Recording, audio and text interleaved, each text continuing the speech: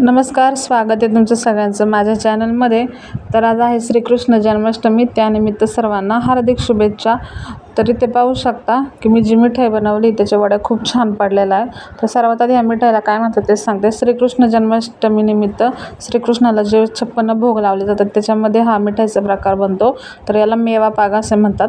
तर सर्वात आधी इथे मी एक भांडं गरम करून घेतले, त्याच्यामध्ये मी इथे 2 चमचे तूप ॲड केले। तर त्या तुपामध्ये मी आता थोडेसे काजू आणि थोडेसे बदाम थोडेसे ब्राउनिश होईपर्यंत मी याला परतून घेणार आहे।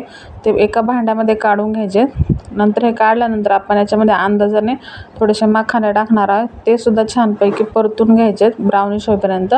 हे मखाने परतल्यावरती त्याच्यामध्ये टाकायचे थोडेसे मनुके, त्याला एक छान तुपावरती भाजून घ्यायचे।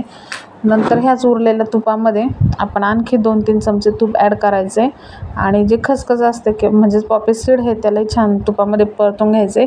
नंतर त्याच्यामध्ये 1 वाटी गूळ आपण इथे ॲड करतोय आणि तो छानपैकी त्याचा पाक तयार करून घ्यायचा आहे। तोपर्यंत इथे मिक्सरच्या भांड्यामध्ये मी जे ड्रायफ्रूट्स गरम केले त्याची पूड केली आहे।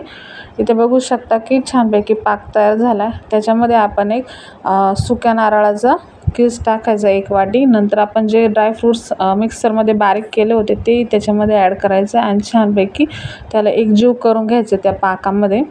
आणि मिश्रण कडक व्हायला लागलं की आपण त्याला एका भांड्यामध्ये काढून घ्यायचे आणि त्याला पूर्णपैकी असं सेट करून घ्यायचे। हे बघू शकता इथे ते सेट होते, रूम टेम्परेचरला सेट करायचं। नंतर याच्यामध्ये आपण जे मनुके तळून घेतले होते ते टाकायचे, वरनं खोबऱ्याचे काप टाकायचे, त्यालाही छानपैकी त्या मिश्रणावरती प्रेस करायचे आणि थोडंसं रूम टेम्परेचरला थंड झाल्यानंतर त्याच्या छानपैकी आपण इथे वड्या कापून घ्यायच्या। तर मिठाई कशी झाली नक्की कमेंट करून सांगा।